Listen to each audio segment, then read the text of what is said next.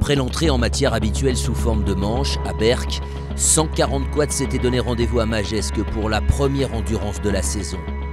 Un circuit de 7,5 km avec encore les traces des fortes pluies tombées la veille, attendent les pilotes. Randy Naveau est le favori logique, mais Kevin Rochereau, Antoine Cherlin ou encore Jérémy Forestier ont également leur mot à dire pour la victoire.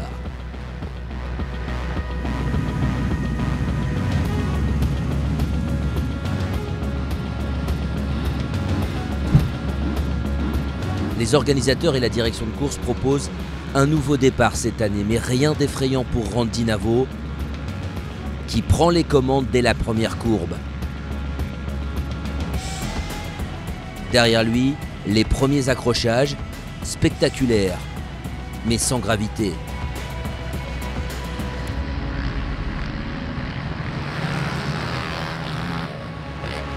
Dès les premiers lacets, le suspense a pris un coup et l'on comprend vite que l'histoire est déjà écrite. Le Belge est plus rapide et sans arrêt à l'attaque. Son avance monte rapidement à 1 minute. Son premier poursuivant se nomme Romain Colléat. Le licencié du motoclub du Littoral réalise un très bon début de course et reste longtemps dans les 3 premiers. Avant de devoir abandonner à 3 tours de la fin sur problème mécanique.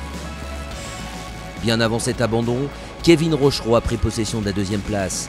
Déjà brillant à Berck, le pilote Honda confirme son très bon début de saison. Il est mieux préparé et ça se voit. Vainqueur l'an dernier, le Norvégien Christopher Tveren n'est pas aussi rapide. Commet quelques fautes et se contente de naviguer autour de la 5e place. Non loin de Jérémy Forestier qui monte en puissance au fil de la course. Chez les féminines, Kelly Verbraeken domine son sujet. Quand elle s'arrête au stand, la Belge est déjà en tête. Elle va s'imposer devant Nathaël Abgral et Émilie Bourgeois.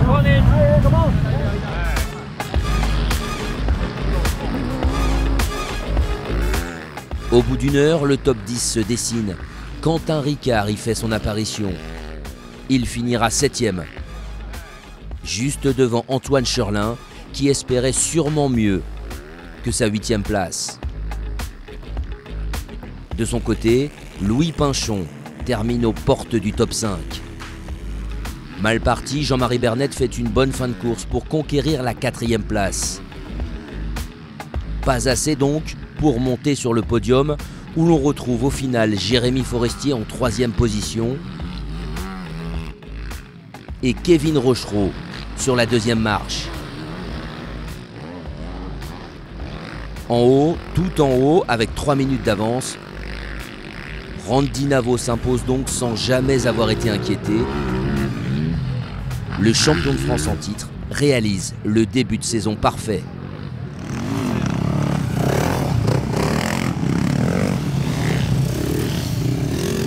J'ai fait le hot shot, j'ai su mettre un écart direct et puis j'ai su creuser l'écart toute la course. Je faisais vraiment attention, le terrain il n'était pas évident, en plus l'eau remontait vraiment au fur et à mesure des tours et on n'arrivait pas vraiment à dribbler les trous, on devait tous les prendre un par un et c'était vraiment dur physiquement. C'était un départ mitigé, je crois que je suis passé 8 au niveau des panneauteurs, après il a fallu revenir.